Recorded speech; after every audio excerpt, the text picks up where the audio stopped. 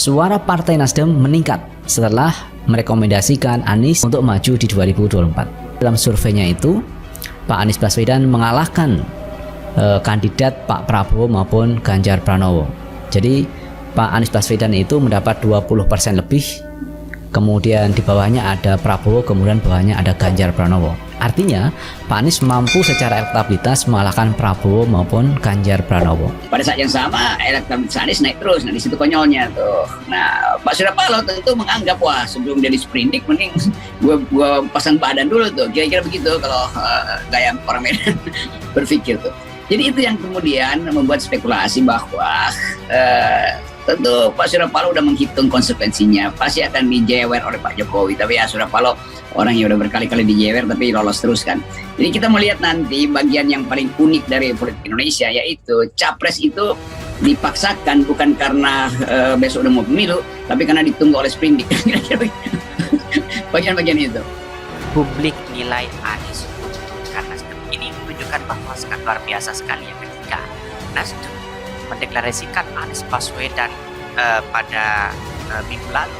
Ini menunjukkan bahwa elektabilitas dan popularitas dan bahkan Nasdem mendapat keuntungan luar biasa. Mengapa? Pertama adalah makin luar biasa Anies Baswedan itu bisa meraih trust kepercayaan masyarakat terhadap Partai Nasdem, dan bahkan walaupun banyak bulian dan cacian di berbagai media sosial, terutama di Twitter, para cebong-cebong dan buzzer-buzzer di luar sana banyak yang mengkritik, menyerang Nasdem dan Anies Baswedan. Tetapi Anies Baswedan tidak sendirian. Ada Nasdem, ada Demokrat, ada PKS, ada relawan-relawan yang lain yang selalu memberikan support kepada Partai Nasdem. Dengan dua tokoh ini juga, dan kepentingan juga di antara dua tokoh itu. Dalam kondisi ini, dalam situasi ini Surya Paloh lebih rileks, karena bagi dia nggak penting siapa aja calonnya, yang penting pokoknya bisa gue menang kan gitu ya. dalam ini Anies. Pak, sementara Pak SBY pasti punya kepentingan menjadikan Agus Harimurti sebagai cawapres lah, setidaknya kalau sepakat dengan Anies sebagai presidennya kan begitu ya. Dan sekarang ini kenekatan Surya Paloh ini yang sekarang ditunjukkan dengan cara begitu. Aspek-aspek lain dari kenekatan, sebut aja kenekatan Pak Surya Paloh ini akan dihitung oleh istana tuh. Ya mungkin istana sekarang juga lagi bikin surat yang sama tuh, berkumpul semua karena akan ada reshuffle. Yang dimaksud reshuffle adalah menteri-menteri Nasdem pasti kan itu yang akan terjadi. Jadi kita pastikan aja pasti ada reshuffle, yaitu Nasdem akan reshuffle, satu paket dengan P3 akan di-reshuffle gitu. Pak Soeharto Monoarfa. Nah, pada saat ini orang bersiap-siap kan, paling nggak 2-3 menteri akan reshuffle. Kemudian jejak rekamnya yang baik, dan inilah yang kemudian menjadi satu catatan kepada demokrasi kita. Ini bukan masalah survei atau tidak, tetapi ini masalah kepercayaan publik terhadap sosok pemimpin calon presiden 2024. Dan bahkan dalam interpretasi Anies Baswedan bakal untuk Nasdem di Pilpres 2024 itu, survei keyakinan Baswedan terhadap potensi suara Nasdem di pemilu 2024 setelah umumkan capres ini sangat luar biasa. 49,5% yakin suara Nasdem naik. Ini sudah beberapa melalui indikator dari survei. Tetapi kita lihat bahwa hari ini trust kepercayaan. Anies Baswedan capres terpopuler di media sosial. Cakra Data melakukan analisis digital terhadap 10 kandidat calon presiden potensial dalam pemilu presiden 2024. Hasilnya, Anies Baswedan menjadi tokoh terpopuler dan tokoh dengan tren tertinggi berinteraksi dengan warganet.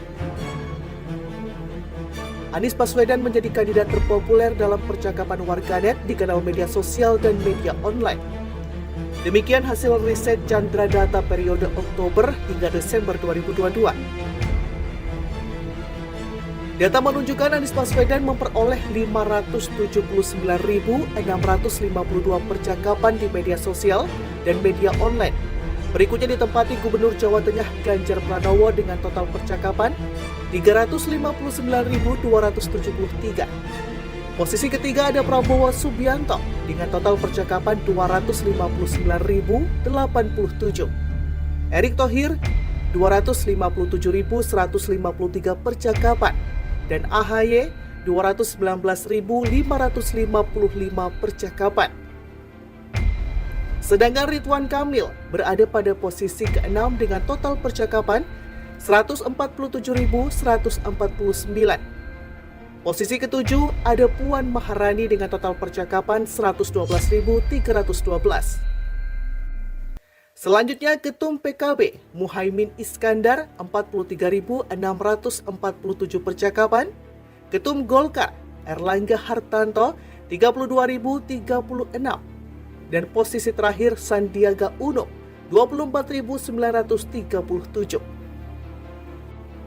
Cakradata juga membandingkan interaksi digital 10 kandidat tersebut.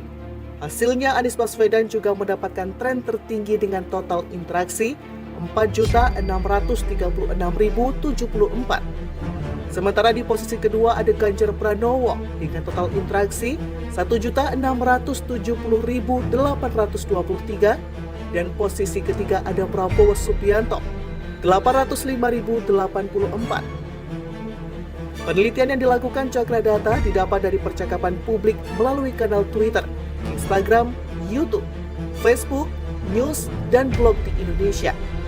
Pengumpulan datanya diambil dari bulan Oktober hingga Desember 2022.